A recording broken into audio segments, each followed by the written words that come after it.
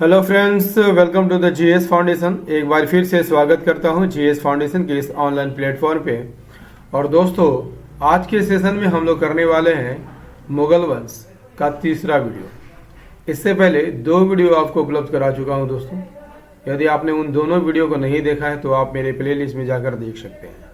ठीक है, मुगल वंश के इम्पोर्टेंट एमसीक्यू यहाँ पर करेंगे विद फुल एक्सप्लेनेशन। और याद रखिएगा दोस्तों, मेरी वीडियो डेली 12 बजे दिन में आती है, तो इसे रोज देखना मत भूलिएगा।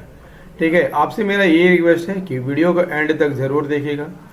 वीडियो यदि अच्छी लगे तो एक लाइक अवश्य कर दीजिएगा, दोस्तों के साथ शेयर कर दीजिएगा। और यदि आप भी इस चैनल पर नए हैं तो चैनल को जरूर सब्सक्राइब कर लीजिएगा दोस्तों। बेल आइकन को प्रेस करना मत भूलिएगा। इससे क्या होगा, मैं जब भी वीडियो अपलोड करूंगा तो उसका नोटिफिकेशन जो है आपको सबसे पहले मिलेगा। ठीक है, तो चलिए दोस्तों, आज के सेशन की शुरुआत कर लेते हैं। देखिए, पहला सवाल आपकी स्क्रीन पर है।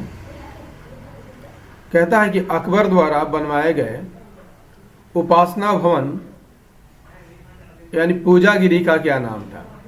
ठीक है, इबादत खाना, बुलंद दरवाजा, दीवाने खास या दीवाने आम। आंसर कीजिए।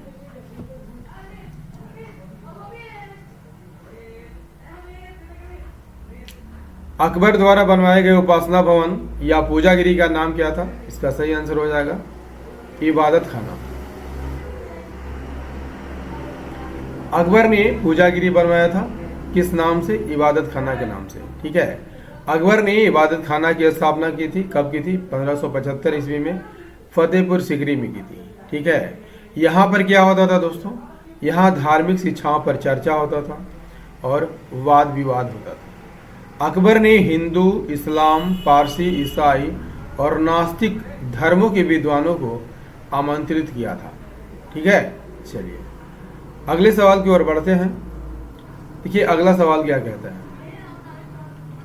किस मुगल बादशाह के दुर्भाग्य पर व्यंग करते हुए लेनपुल ने लिखा है कि वह जीवन भर ठोकरें खाता रहा और ठोकर खा कर ही उसके जीवन का अंत हुआ, है ना।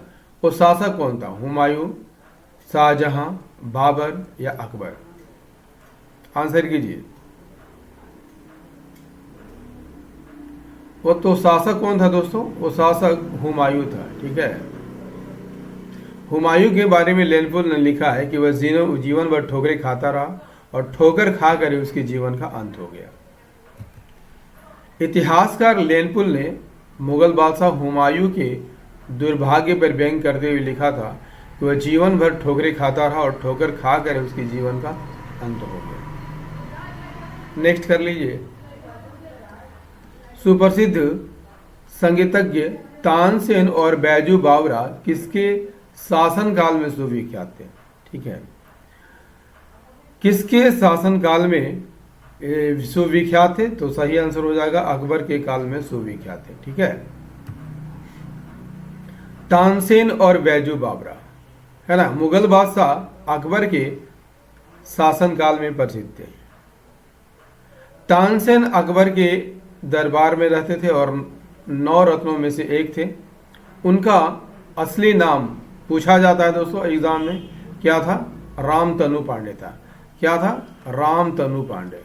राम तनु पांडे उनका असली नाम था। ठीक है, बैजू बावरा की बात कर लिया जाए तो बैजू बावरा ग्वालियर के राजा मान सिंह के दरबार में गायक थे। ठीक है, नेक्स्ट है, मुगल सत्ता की पुनर्स्थापना किस युद्ध में हुमायूं को मिली विजय के फलस्वरूप हुई थी। मंदसौर का युद्ध, सरहिंद का युद्ध, पानीपत का प्रथम युद्ध, दौरा का युद्ध। दौरा का युद्ध दोस्तों 1531 में 1531 में हुमायूं ने किया था। ठीक है, और सरहिंद का युद्ध 1555 में हुआ था। 1555 में सरहिंद का युद्ध हुआ था और इसी युद्ध के द्वारा जो है पुनः जो है हुमायूं दिल्ली की सत्ता प्राप्त कर पाता है। तो आंसर हो जाएगा ऑप्शन बी, सरहिंद का युद्ध। हुमायूं का कार्यकाल दोस्तों 2 भागों में बटा हुआ है। पहला तो 1530 से 1540 तक, फिर 1555 से 1556 तक। ठीक है, इसी बीच जो है दोस्तों शेरशाह जो है, शेरशाह हुमायूं से 2 युद्ध करता है। पहला चौसा का युद्ध, चौसा का युद्ध, ठीक है, जो कब होता है 1539 में। और दूसरा युद्ध बिलग्राम का युद्ध, ठीक है, दूसरा युद्ध कब होता है दोस्तों 1540 में। और इसी युद्ध के द्वारा शेरशाह जो है हुमायूं से युद्ध में विजय करके उसको निर्वासित जीवन जीने पर मजबूर कर देता है। और कहाँ चला जाता है हुमायूं, ईरान चला जाता है। ठीक है, ईरान चला जाता है। पुनः जो है सरहिंद के युद्ध में शेरशाह जी के उत्तराधिकारियों को हराकर 22 जून 1555 को, ठीक है, दिल्ली की पर अधिकार करता है। ठीक है, इस जीत के बाद मुगलों ने दिल्ली पर कब्जा किया और भारत में अपना साम्राज्य फिर से स्थापित कर लिया था। क्लियर, चलिए नेक्स्ट है, किस युद्ध में बाबर ने जिहाद का नारा दिया था और गाजी की उपाधि धारण की थी? This is very very important question for your exam. किस युद्ध में जिहाद का नारा दिया गया था और गाजी की उपाधि धारण की गई थी? इसका सही आंसर हो जाएगा खानवा का युद्ध। ठीक है, खानवा का युद्ध कब होता है दोस्तों 1527 में। ठीक है, राणा सांगा और बाबर के बीच। खानवा का युद्ध कब होता है 17 मार्च 1527 को। बाबर ने इसमें गाजी की उपाधि धारण की थी। खानवा का युद्ध बाबर और राणा सांगा के बीच हुआ था। कब हुआ था 16 मार्च 1527 को। इस युद्ध में बाबर ने राणा सांगा को हरा दिया था। क्लियर, चलिए नेक्स्ट क्वेश्चन कर लीजिए। निम्नलिखित में से कौन सा मुगल बादशाह पहले तो अंग्रेजों का कैदी रहा और बाद में जीवन पर्यंत मराठों का पेंशन भोगी रहा था? चलिए आंसर कीजिए। आपके ऑप्शन है आलमगीर द्वितीय, अकबर शाह द्वितीय, शाह आलम द्वितीय या बहादुर शाह द्वितीय। इसका सही आंसर हो जाएगा दोस्तों ऑप्शन सी, शाह आलम द्वितीय। शाह आलम द्वितीय को किस नाम से जाना जाता था? अली गौहर के नाम से जाना जाता था। चलिए अगले सवाल की ओर बढ़ते हैं। किस वर्ष गुरु गोविंद सिंह ने खालसा पंथ की स्थापना की थी? तो खालसा पंथ की स्थापना किस वर्ष हुई थी? 1699 में। Option D is the correct answer. Khalsa पंथ की स्थापना सिखों के 10वें गुरु गोविंद सिंह ने की थी 9 अप्रैल 1699 को बैसाखी के दिन। ठीक है, कहां पर की थी? आनंदपुर साहिब में। दोस्तों सेशन कैसा लग रहा है एक बार कमेंट करके जरूर बताइएगा। शिवाजी महाराज ने मुगलों को किस संधि द्वारा किलों को स्थानांतरित किया था? आंसर कीजिएगा। शिवाजी महाराज ने मुगलों को किस संधि के द्वारा किलों को स्थानांतरित किया था? तो इसका आंसर क्या हो जाएगा? इसका आंसर हो जाएगा, सही आंसर हो जाएगा पुरंदर की संधि द्वारा। देखिए छत्रपति और औरंगजेब के बीच मुगल कौन सी संधि हुई थी? पुरंदर की संधि हुई थी 11 जून 1665। ठीक है, इस संधि के तहत जो है शिवाजी ने मुगलों को कितने किले दिए थे? 23 किले दे दिए थे, लेकिन शिवाजी को मात्र 12 किले रखने की अनुमति मिली थी। नेक्स्ट कर लीजिए। नेक्स्ट है, किस मुगल साम्राज्य की राजधानी को, किसने मुगल साम्राज्य की राजधानी को आगरा से दिल्ली स्थानांतरित किया था? है ना, कौन किया था? इसका सही आंसर हो जाएगा शाहजहां ने किया था। ऑप्शन बी सही आंसर हो जाएगा। शाहजहां ने अपनी राजधानी को आगरा से दिल्ली स्थानांतरित कर दिया था। ठीक है, कब? 1638 में। और नई राजधानी का नाम क्या रखा था? शाहजहांबाद। चलिए नेक्स्ट क्वेश्चन का आंसर कीजिए। किस मुगल बादशाह ने जजिया नामक कर पुनः लगाया था? औरंगजेब ने, शाहजहां ने, अकबर ने, जहांगीर ने। इसका सही आंसर हो जाएगा जजिया कर पुनः जो है औरंगजेब लगाता है। Option A is the correct answer. Mughal बादशाह औरंगजेब ने पुनः जो है 1679 में जजिया कर लगाया था। और जजिया कर किससे लिया जाता था? गैर मुस्लिमों से, यानी हिंदू से लिया जाने वाला ये कर था। ठीक है, हिंदू और अन्य से। भारत में जजिया कर सबसे पहले यदि आपसे पूछ लिया जाए किसने लगाया था, मोहम्मद बिन कासिम ने लगाया था। ठीक है, मुगल शासक अकबर ने 1564 में जजिया कर को समाप्त कर दिया था, लेकिन 1679 में जो है औरंगजेब जो है पुनः इसे लागू कर देता है। यदि आपसे पूछ लिया जाए कि ब्राह्मणों पर जजिया कर किसने लगाया था, तो याद रखिएगा सल्तनत कालीन शासक फिरोज शाह तुगलक ने ब्राह्मणों पर भी जजिया कर लगाया था।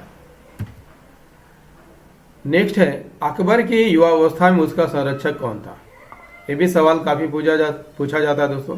सही आंसर हो जाएगा बैरम खान था। अकबर के संरक्षक कौन थे, बैरम खान थे। कब से कब तक, 1556 से 1560 तक। बैरम खान ही पानीपत के दूसरे युद्ध में मुगल सेना का नेतृत्व किया था। ठीक है, चलिए अगले सवाल का आंसर कीजिए। और सेशन कैसा लग रहा है दोस्तों, कमेंट करके जरूर बताइएगा। आपके कमेंट का इंतजार रहता है दोस्तों, क्योंकि आपके कमेंट ही है जो हमें मोटिवेशन देते हैं वीडियो बनाने के लिए। ठीक है, तो आप एक प्यारा सा कमेंट जरूर कीजिएगा। शाहजहां ने निम्नलिखित में से किस शहर में मोती मस्जिद बनवाई थी, आगरा, अमरकोट, दिल्ली या जयपुर। यहां पर शाहजहां की बात हो रही है दोस्तों, तो ये दिल्ली में जो है मोती मस्जिद का निर्माण कराया था। ठीक है, और यदि आपसे पूछ लिया जाए कि आगरा में मोती मस्जिद का निर्माण किसने कराया था, आगरा में, तो आगरा में औरंगजेब ने मोती मस्जिद का निर्माण कराया था। ठीक है, कौन कराया था, औरंगजेब। मुगल बादशाह शाहजहां ने आगरा के लाल किले में, ठीक है, यहां पर शाहजहां ने किस शहर में मोती मस्जिद बनवाई थी दोस्तों, ये हो जाएगा आगरा में। ठीक है, यहाँ पर दिल्ली में बनाता है औरंगजेब, यहाँ पर दिल्ली में औरंगजेब बनाता है। ठीक है,